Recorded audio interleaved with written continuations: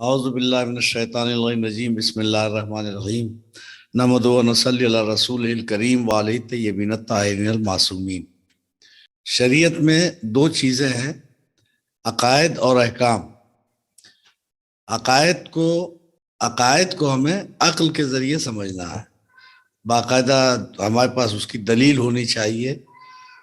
جن چیزوں پہ ہمارا عقیدہ ہے اس کے لیے ہمارے پاس دلیل ہونی چاہیے۔ یہ نہیں کہ اماں نے بتایا، ابا نے بتایا، مولوی صاحب نے پڑھایا تو اس پہ بھروسہ کریں، بلکہ ہمارے پاس مکمل دلیل ہونی چاہیے۔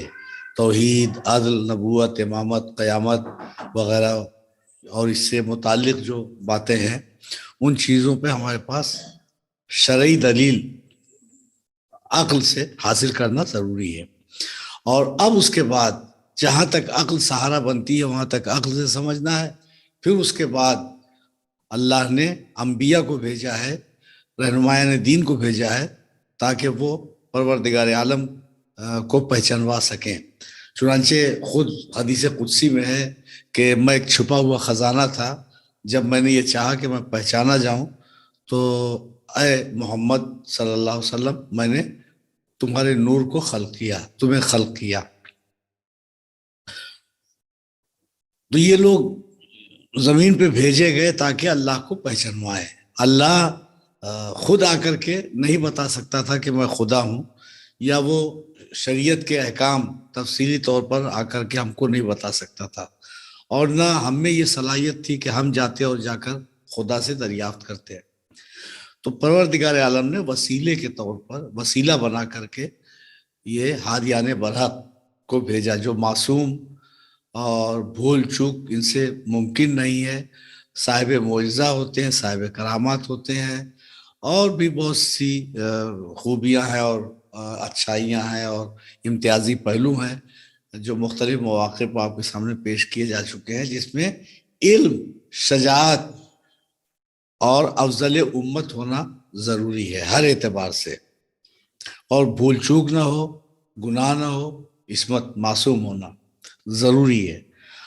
اب یہ ساری چیزیں ہمیں سمجھنی ہے عقل سے۔ اللہ نے عقل اسی لیے دی ہے، اور عقل کے ذریعے سے ہی انسان اشرف المخلوقات کہا گیا ہے۔ عقل ہی وہ تنہا نعمت ہے پروردگار عالم کی جس کی وجہ سے انسان اشرف المخلوقات بنا ہوا ہے، ورنہ آپ دیکھیں تو بہت سے جانور جو ہیں وہ انسانوں سے بہتر ہیں ہر اعتبار سے۔ لیکن فضیلت جو اللہ نے عطا کی ہے وہ اس بنیاد پہ کہ عقل جب دے دی تو اب یہی انسان ہے کہ جو رہتا تو ہے زمین پہ، لیکن عقل سے کام لے کر یہ چاند پہ پہنچ گیا، ستاروں تک پہنچ گیا۔ عقل سے کام لے کر شیر جو جنگل کا راجا تھا اسے سرکس کا تماشا بنا دیا، ورنہ ہاتھی ہم سے زیادہ مضبوط، ہم سے زیادہ وزنی، شیر ہم سے زیادہ بہادر، اور لومڑی انسانوں سے زیادہ مکار، اور کتا انسانوں سے زیادہ وفادار۔ تو بہت سی خوبیاں ایسی ہیں جو جانوروں میں پائی جاتی ہیں انسانوں سے بہتر، مگر عقل ایک ایسی چیز ہے کہ اس عقل کے ذریعے سے انسان نے زمین سے لے کے آسمان تک ہر چیز پہ اپنا کنٹرول کر لیا، اور اللہ نے کہا ہے کہ ہم نے یہ ساری چیزیں تمہارے لیے بنائی ہیں۔ تو عقل کی بڑی اہمیت ہے۔ البتہ جیسے ہر چیز کا غلط استعمال ہوتا ہے، ویسے ہی کچھ لوگ عقل کا بھی غلط استعمال کرتے ہیں۔ چاقو کوئی چیز کاٹنے کے لیے ہے، اب اگر چاقو سے کوئی اپنی انگلی کاٹ لے، کسی کا قتل کر دے، تو چاقو بنانے والے کی غلطی نہیں ہے۔ چراغ روشنی کے لیے ہے، کوئی اپنا گھر جلا لے، اپنا دامن جلا لے، تو اس کا ذمہ دار چراغ کا بنانے والا نہیں ہے۔ کیوں؟ اس لیے کہ اس نے غلط استعمال کیا۔ تو جس طریقے سے ہر چیز کا غلط استعمال غلط ہے، ویسے ہی عقل کا بھی غلط استعمال غلط ہے۔ ہمیں چاہیے کہ ہم عقل کا صحیح استعمال کریں۔ عقل کے متعلق مولا کائنات امیر المومنین علی بن ابی طالب علیہ السلام نے فرمایا، العقل ما عبدا بہ الرحمن، عقل وہ ہے جس کے ذریعے سے اللہ کی عبادت کی جائے۔ عبادت ظاہر ہے کہ اس کی اطاعت میں ہوگی، اللہ کی اطاعت میں عبادت ہے۔ تو عقل سے کام لیتے ہوئے انسان اگر یہ عقل انسان کو اللہ کی اطاعت اور اللہ کی عبادت کی طرف متوجہ کر رہی ہے اور انسان کو اللہ والا بنا رہی ہے، دین کا پابند بنا رہی ہے، تو سمجھ لیجئے کہ عقل کا صحیح استعمال ہوا ہے۔ لیکن اگر انسان دین سے دور ہو رہا ہے اور اللہ اور رسول کے حکم کی خلاف ورزی کر رہا ہے، تو اس کا مطلب یہ ہے کہ وہ عقل کا غلط استعمال کر رہا ہے۔ اب دیکھیے، عقل سے کام لے کر انسان کبھی جھوٹی دلیلیں دیتا ہے، کبھی غلط دلیلیں دیتا ہے، اپنی غلطی کو جائز قرار دینے کے لیے نہ جانے کہاں کہاں سے دلیلیں لے کر کے آتا ہے، بحث کرتا ہے، مباحثہ کرتا ہے، لیکن یہ نہیں اقرار کرتا کہ ہم سے غلطی ہوئی۔ اپنی غلطی کو چھپانے کے لیے بیجا بحث اور مباحثہ وہ کرتا ہے۔ آپ دیکھیں کہ انسانوں نے عقل کی ٹھوکر کہاں کہاں کھائی ہے۔ مثلا ایک عورت کو آپ دیکھیں، عورت کو لے لیجئے، عورت کے متعلق فکروں نے کہاں ٹھوکر کھائی، عقلوں نے کہاں ٹھوکر کھائی۔ عورت جسے اللہ نے ظاہر ہے کہ زندگی کی ایک اہم ترین ضرورت کے تحت خلق کیا تھا۔ اگر عورت کی ضرورت نہ ہوتی تو پروردگار عالم خالی آدم کو خلق کر دیتا، حوا کو خلق کرنے کی ضرورت نہیں تھی۔ لیکن آدم کو خلق کرنے کے بعد حوا کو پیدا کرنا اس بات کی دلیل ہے، اس بات کا ثبوت ہے کہ اس دنیا کو جتنی ضرورت ایک مرد کی تھی اتنی ضرورت ایک عورت کی بھی ہے، عورت کے کریکٹر، عورت کے کردار کی بھی ضرورت ہے۔ بہرحال اب ہم مستفید بھی تفصیل سے نہیں جانا چاہتے۔ تو مردوں نے یا انسانوں نے کیا کیا کہ کبھی تو عورت کو دیوی مان لیا، اس کی پوجا ہونے لگی، دیوی مان کر کے اس کی پوجا ہونے لگی۔ تو کبھی عورت کو کہا یہ تو دیوی ہے، دیوی کا درجہ دے دیا، اور کبھی پیر کی جوتی کے برابر بھی نہیں سمجھا یا پیر کی جوتی کے برابر سمجھا۔ دونوں نظریے ہیں، پیر کی جوتی کے برابر بھی سمجھی گئی ہے عورت، اور پیر کی جوتی سے کمتر بھی سمجھی گئی ہے عورت۔ تو ظاہر سی بات ہے کہ عورت نہ پیر کی جوتی ہے اور نہ عورت دیوی ہے، دونوں تصور غلط ہے۔ عورت جس مقصد کے لیے خلق ہوئی ہے، عورت کو اس فریم میں دیکھنا چاہیے۔ عورت اگر بیٹی کے روپ میں ہے تو باپ کے لیے رحمت ہے، یہ عورت اگر بیٹی کے روپ میں ہے تو باپ کے لیے رحمت ہے، اور یہ عورت اگر بیوی کے روپ میں ہے تو شوہر کے لیے نصف ایمان ہے، اس کا آدھا ایمان ہے، عورت آدھا ایمان ہے، بیوی آدھا ایمان ہے شوہر کا۔ اور ماں کے روپ میں آپ دیکھیں تو اولاد کی جنت اس عورت کے قدموں کے نیچے ہے، اسلام نے یہ درجہ عورت کو دیا ہے۔ اب شہزادی جناب فاطمہ زہرا صلوات اللہ علیہا کا کیا کہنا کہ بیٹی کے روپ میں دنیا کی تمام بیٹیاں رحمت ہیں، شہزادی فاطمہ کا یہ شرف ہے کہ وہ اس عظیم ہستی کے لیے رحمت ہیں کہ جس کے لیے خدا نے ارشاد فرمایا کہ وَمَا أَرْسَلْنَاكَ إِلَّا رَحْمَةً لِلْعَالَمِينَ، اے میرے حبیب ہم نے آپ کو عالمین کے لیے رحمت بنا کر بھیجا۔ تو عالمین کے لیے رحمت پیغمبر اسلام صلی اللہ علیہ وآلہ وسلم ہے، اور خود پیغمبر اسلام صلی اللہ علیہ وآلہ وسلم کے لیے رحمت شہزادی فاطمہ زہرا سلام اللہ علیہا ہے۔ اسی طریقے سے بیوی کے روپ میں دیکھیں تو بیوی شوہر کے لیے نصف ایمان ہے۔ کس کا نصف ایمان ہے؟ کہ جسے خود کل ایمان کا ٹائٹل ملا ہے، کل ایمان کا لقب ملا ہے۔ تو کل ایمان کا نصف ایمان بیوی کے روپ میں شہزادی جناب فاطمہ زہرا سلام اللہ علیہا ہے۔ اور شاید یہی وجہ ہے کہ جب جناب سیدہ کی شادی مولائے کائنات سے ہوئی اور پہلی رات گزری، شادی کی پہلی رات جب دلہن رخصت ہو کر شوہر کے گھر آتی ہے اور پہلی رات گزرتی ہے، تب وہ رات کیسی ہوتی ہے اندازہ ہو سکتا ہے آپ لوگوں کو۔ اس رات کی جب صبح ہوئی تو رسول خدا صلی اللہ علیہ وآلہ وسلم آئے مولا علی کے گھر، اور ظاہر ہے کہ سلام و اکرام وغیرہ کا جب مرحلہ طے ہوا تو باتوں باتوں میں رسول نے ایک ایسا سوال کیا کہ دنیا میں کسی بھی بیٹی کے باپ کی ہمت نہیں ہے کہ وہ اپنے داماد سے اس لہجے میں یہ سوال کر سکے۔ نبی کیا کہتے ہیں؟ کہتے ہیں علی یہ بتاؤ بیوی کیسی ملی، زوجہ تمہیں کیسی ملی، یہ بیٹی کا باپ نہیں سوال کرتا ہے، یہ تو دوست ساتھی وغیرہ آپس میں ہنسی مذاق کرتے ہوئے کہتے ہیں کہ بیوی تمہیں کیسی ملی، لیکن رسول جناب سیدہ کے باپ اپنے داماد مولا کائنات سے پوچھ رہے ہیں کہ علی بیوی کیسی ملی؟ اب دیکھیے مولا کائنات کیا جواب دیتے ہیں۔ مولا کائنات کہتے ہیں کہ میں نے سیدہ کو عبادت خدا میں برابر کا شریک پایا، اپنا غم گسار پایا، معین و مددگار پایا، تو اللہ کی عبادت میں اپنا معین و مددگار پایا جناب سیدہ کو۔ تو ابھی دیکھیے کہ یہ جسے پہلی رات کہی جاتی ہے، شادی کی پہلی رات، اس ایک رات کا یہ تجربہ کہ مولا کائنات کہتے ہیں کہ عبادت الہی میں نے فاطمہ کو اپنا مددگار پایا ہے۔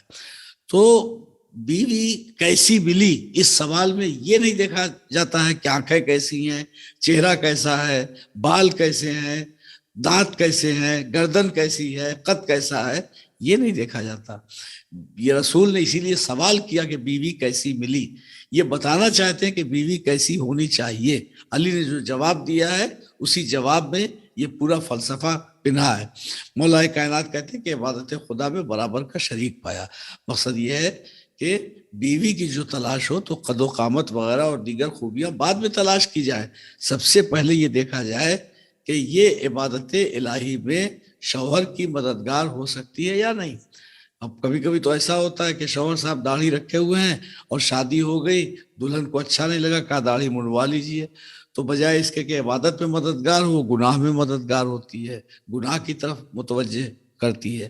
تو مولا کائنات نے کیا کہا؟ عبادت الہی میں نے شریک پایا، اپنا ہمدرد پایا، مددگار پایا۔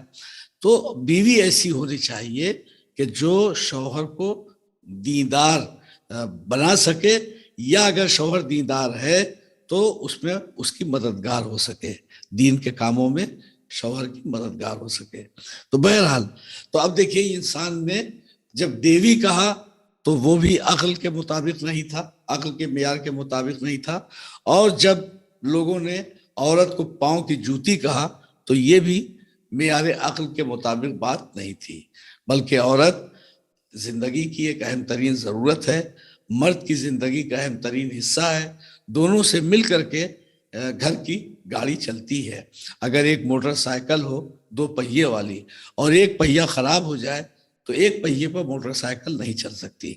تو اگر یہ دو پہیے والی گاڑی یعنی شوہر اور بیوی کی جو چل رہی ہے، اگر اس میں ایک پہیہ خراب ہو جائے، چاہے بیوی کا پہیہ خراب ہو یا شوہر والا پہیہ خراب ہو، تو گاڑی آگے نہیں بڑھ سکتی۔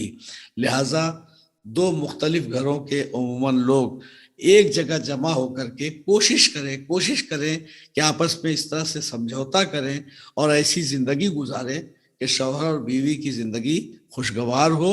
عقل کا تقاضا یہی ہے کہ زندگی خوشگوار ہو تاکہ بچے سکون کے ساتھ اپنے گھر میں جی سکیں، ورنہ جب ماں باپ لڑتے رہتے ہیں تو نقصان ماں باپ کا ہو یا نہ ہو، اولاد کا نقصان بہت ہوتا ہے۔ ذہنی طور پر ایسے بچے ذہنی طور پر بیمار ہو جاتے ہیں جن کے والدین آپس میں لڑتے جھگڑتے رہتے ہیں یا تعلقات کشیدہ رہتے ہیں۔ تو ہمیں دین کے معاملے میں، دنیا کے معاملے میں، گھر کے معاملے میں، پڑوس کے معاملے میں، فرائض کے معاملے میں، عقائد کے معاملے میں بہرحال معیار عقل کو بنانا چاہیے، اور عقل یہ دین عقل ہے۔ چنانچہ آپ دیکھیں کہ ہمارے یہاں حدیث کی بہت مشہور کتاب ہے جس کا نام اصول کافی ہے، محمد بن یعقوب کلینی کی لکھی ہوئی، علامہ محمد بن یعقوب کلینی کی لکھی ہوئی اصول کافی۔ اصول کافی کا پہلا باب یعنی جو یہ کتاب شروع ہوتی ہے، اس کا پہلا باب کیا ہے؟ کتاب العقل والجہل۔ ہر چیز کی ایک ضد ہوتی ہے، دن کی ضد رات ہوتی ہے، رات کی ضد دن ہوتی ہے، سفید کی ضد کالا اور کالے کی ضد سفید، عالم کی ضد جاہل، جاہل کی ضد عالم، علم کی ضد جہل اور جہل کی ضد علم ہے۔ لیکن اصول کافی میں جو پہلا باب رکھا گیا ہے وہ کتاب العلم والجہل نہیں ہے، بھائی جہل کے مقابلے میں علم رکھنا چاہیے تھا، لیکن کتاب العلم والجہل نہیں رکھا ہے، علم کے سلسلے میں ایک الگ باب قائم کیا ہے، کتاب العقل والجہل، بتانا یہ مقصود ہے کہ اگر عقل نہ ہو تو علم بیکار ہوتا ہے، علم کے ساتھ ساتھ عقل کا ہونا ضروری ہے، عقل کی میزان پہ علم کو کھرا اترنا چاہیے، تو ہر چیز کو ہم عقل کی کسوٹی پر پرکھیں گے۔ تو کتاب العقل والجہل یہیں سے اصول کافی شروع ہوتی ہے، جس کی پہلی حدیث جو ہے وہ ہمارے سمجھنے کے لیے اور غور کرنے کے لیے، پہلی حدیث کیا ہے کہ خدا نے عقل سے کہا آگے بڑھ، عقل سے اللہ نے کہا، جب عقل کو خلق کیا، عقل اور جہل کو پیدا کیا، تو عقل سے کہا کہ آگے بڑھ، عقل آگے بڑھی، کہا پیچھے ہٹ، عقل پیچھے ہٹ گئی۔ اب اس کے بعد اللہ نے جہل سے کہا، جہالت سے کہا آگے بڑھ، تو جہالت آگے بڑھ گئی۔ جب اللہ نے کہا پیچھے ہٹ، تو اب جہالت اکڑ گئی، کہا جب آگے بڑھ گئے تو پیچھے نہیں ہٹیں گے۔ تو کہنا یہ ہے کہ اللہ کی مرضی کے مطابق زندگی بسر کرنا مطابق عقل ہے، اور اللہ کی مرضی اور اپنی مرضی دونوں ملا کر دین کو ماننا یہ جہالت ہے۔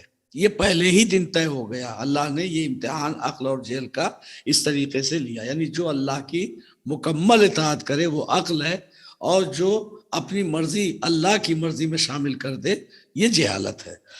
آگے ایک اور حدیث ہے کہ حضرت جبریل علیہ السلام حضرت آدم کے پاس آئے اور یہ کہا کہ 3 چیزیں میں لے کے آیا ہوں، دین، حیا اور عقل، حیا شرم کو کہتے ہیں، تو دین، حیا اور عقل، یہ 3 چیزیں لے کر کے آئے جناب جبریل امین، اور یہ کہا کہ اللہ نے حکم دیا ہے کہ ان 3 چیزوں میں سے ایک کا انتخاب کر لیجئے، ایک کو آپ قبول فرما لیں، ایک کا انتخاب کر لیجئے، چاہے آپ دین لے لیں، چاہے آپ حیا لے لیں، اور چاہے آپ عقل لے لیں، تو جو آپ ضروری سمجھیں ان تینوں میں سے ایک کو آپ حاصل کرنا ہے۔ جناب آدم نے کچھ دیر تک غور کیا، اور اس کے بعد نہ انہوں نے دین کا انتخاب کیا، نہ انہوں نے حیا کا انتخاب کیا، بلکہ عقل کا انتخاب کیا۔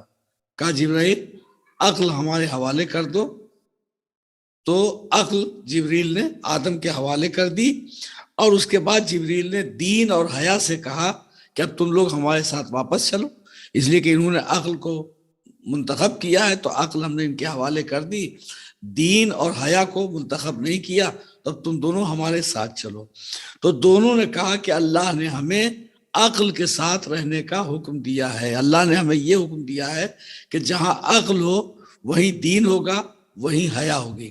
اس کا مطلب یہ ہے کہ اگر کہیں پہ بے عقلی پائی جاتی ہے، یا بے حیائی پائی جاتی ہے، یا بے دینی پائی جاتی ہے، تو اس کا صاف مطلب ہے کہ وہاں پہ عقل موجود نہیں ہے، عقل کا صحیح استعمال نہیں ہو رہا۔ عقل کا صحیح استعمال ہوتا تو انسان دیندار ہوتا، عقل کا صحیح استعمال ہوتا تو انسان غیرت مند ہوتا، لیکن اگر غیرت مر جاتی ہے، اگر بے دینی پائی جاتی ہے، تو اس کا مطلب یہ ہے کہ عقل کا اس کے پاس صحیح استعمال نہیں ہے۔ اب آپ دیکھیں کہ آج عورتوں نے ایک نعرہ بلند کیا ہے کہ ہماری مرضی، ہم جیسے چاہیں ویسے جئیں، اور ہم جیسے چاہیں ویسے رہیں، اور اپنی مرضی کے مطابق ہم جیسے چاہیں ویسے جی سکتے ہیں۔ تو اب اس میں ایک بڑا زبردست گویا ایک مشن چلایا گیا ہے پردے کے خلاف، اور فیشن سمجھا جاتا ہے، ترقی پسندی سمجھی جاتی ہے، چادر، برقع، حجاب کو اپنی زندگی سے الگ کر دینا، یہ ترقی پسندی کی علامت ہے۔ لیکن اکبر الہ آبادی نے دیکھیے کتنا لطیف اشارہ کیا ہے اسی حدیث کو نظر میں رکھتے ہوئے کہ جہاں عقل ہوگی وہیں حیا بھی ہوگی، وہیں دین بھی ہوگا۔ اب دیکھیے اکبر الہ آبادی کیا کہتے ہیں۔ اکبر الہ آبادی کہتے ہیں کہ اکبر زمین میں غیرت قومی سے گڑ گیا، اکبر زمین میں غیرت قومی سے گڑ گیا، پوچھا جو ان سے آپ کا پردہ وہ کیا ہوا۔ یہ شروع سے ہے کہ بے پردہ کل جو آئیں نظر چند بیویاں، بے پردہ بے پردہ کل جو آئی نظر چند بیویاں، اکبر زمیں میں غیرت قومی سے گڑ گیا. بے پردہ کل جو آئی نظر چند بیویاں، اکبر زمیں میں غیرت قومی سے گڑ گیا. پوچھا جو ان سے آپ کا پردہ وہ کیا ہوا، کہنے لگی کہ عقل پہ مردوں کی پڑ گیا. وہ پردہ جو عورت کے جسم پہ ہونا چاہیے اپنے آپ کو چھپانے کے لیے، وہ مردوں کی عقل پہ پڑ گیا. جب تک مرد بے غیرت نہیں ہوگا، عورت سے غیرت کا دامن نہیں چھوٹ سکتا. کیوں؟ اس لیے کہ اللہ نے قرآن مجید میں فرمایا ہے الرجال قوامون علی النساء، مردوں کو عورت کا محافظ بنایا گیا ہے. تو محافظ کی ذمہ داری ہے کہ اس کے حقوق، اس کے فرائض، اس کی ذمہ داریوں کی حفاظت کرے. تو بہرحال کہیں نہ کہیں عقل کا غلط استعمال ہے. اب جب پروردگار عالم نے عقل ہمیں دی ایک نعمت کی صورت میں، ایک لطف و کرم کی صورت میں، جس کی وجہ سے ساری کائنات میں ہم اشرف المخلوقات کہلائے، افضل مخلوق کہلائے، اور ساری کائنات ہمارے زیر اقتدار اور زیر اختیار رکھی گئی. تو اب ہماری ذمہ داری کیا ہے؟ ہماری ذمہ داری یہ ہے کہ ہم اس خالق کو پہچانیں جس نے ہمیں خلق کیا ہے، اس خالق کو پہچانیں کہ جس نے بے شمار نعمتیں ہماری زندگی کے ارد گرد سجا کر کے رکھی ہوئی ہیں، جس نے ہمیں وجود کی نعمت سے نوازا ہے. آنکھیں، کان، زبان، سمجھنے کی طاقت، صلاحیت، بولنے کی طاقت، ذہن، دماغ، عقل. تو یہ جو ہمارے یہ دیکھیے اندر جو سسٹم ہے، ہارٹ ہے، کڈنی ہے، اور کیا کیا اندر جو مشین کام کر رہی ہے. آپ دیکھیے یہ آٹومیٹک مشین کتنے صحیح طریقے سے اپنا کام انجام دے رہی ہے. تو ایک مدبر کی اگر تدبیر یہاں پہ نہیں شامل ہے تو ظاہر ہے کہ یہ سب کچھ نہیں ہو سکتا. تو ہمیں عقل سے کام لیتے ہوئے اپنے وجود کو سمجھنا ہے، اپنے ارد گرد بکھری ہوئی نعمتوں کو سمجھنا ہے، اور اسے پہچاننا ہے جس نے ان ساری چیزوں کو خلق کیا اور یہ ساری چیزیں ہمارے لیے بنائیں. کیوں ہمارے لیے بنائیں؟ کہ اللہ نے کہا کہ سب کچھ ہم نے تمہارے لیے بنا دیا، تم کو اپنے لیے بنایا ہے. تو ہم خدا کے لیے خلق کیے گئے. 1,24,000 انبیاء یہی بتانے آئے تھے. لہٰذا ہماری ذمہ داری ہے کہ ہم اللہ کی مرضی کے مطابق زندگی بسر کریں.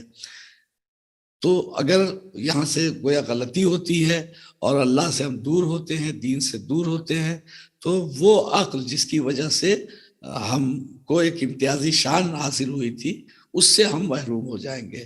چنانچہ جب انسان بے دین ہوتا ہے، انسان جب خدا کی اطاعت سے الگ کر لیتا ہے خود کو، تو اللہ نے الگ الگ مثالیں دی ہیں. وہی انسان کے جسے خلق کرنے کے بعد اللہ نے اپنی سند کا قصیدہ پڑھا تھا، وہی اللہ کہتا ہے کہ یہ تو جانوروں کی طرح سے ہے، جانوروں کی طرح سے، حیوانوں کی طرح سے، بلکہ اس سے بدتر، بلکہ اس سے بدتر. یعنی حیوان ہے، بدتر کیوں ہے؟ حیوان کے پاس عقل نہیں ہے، اس کے پاس عقل ہے. عقل ہونے کے باوجود اگر یہ حیوان ہو گیا ہے تو حیوانوں سے بدتر ہے. کبھی سوکھی لکڑی کہا گیا، کبھی مردہ کہا گیا کہ ہم زندہ رہ کر کے بھی مردہ ہیں. تو عقل سے ہمیں کام لینا ہے، عقل کو سلامت رکھنا ہے تاکہ دین کی صحیح شناخت ہو سکے، اپنے فریضے کو ہم پہچان سکیں اور اللہ کی مرضی کے مطابق اپنی زندگی بسر کر سکیں. تو معرفت رب سب سے پہلا مرحلہ ہے عقل کے شکرانے کا، کہ اپنے خالق کو، اپنے رازق کو، اپنے محسن کو ہم پہچانیں. اب اس کو کیسے پہچاننا ہے، کس طریقے سے پہچاننا ہے؟ نہج البلاغہ میں مولا کائنات نے اپنے خطبوں میں توحید کے موضوع پہ بڑی تفصیلی روشنی ڈالی ہے. پیغمبر اسلام صلی اللہ علیہ وآلہ وسلم نے توحید کی تفصیلات بتائی ہیں. 1,24,000 انبیاء ایک ایسے خدا کا پتہ بتا گئے کہ جس کا کوئی شریک نہیں ہے، نہ ذات میں، نہ صفات میں، نہ افعال میں، نہ عبادت میں. لہٰذا ہمیں بھی ایسے خدا کو ماننا ہے جس کا نہ کوئی شریک ہے، نہ اس کا مثل ہے، اور نہ اس کے جیسا کوئی ہے. چلیے آج کا سبق تمام ہوا. انشاءاللہ اس کے بعد دوسرا درس کل ہوگا. کوئی ایسی بات تو نہیں جو سمجھ میں نہ آئی ہو یا کچھ پوچھنا چاہتی ہوں آپ لوگ؟ نہیں آگا، جزاک اللہ، آپ نے بہت اچھے سے بیان کیا. اللهم صل على محمد محمد وآل محمد اللهم صل على محمد وآل محمد الله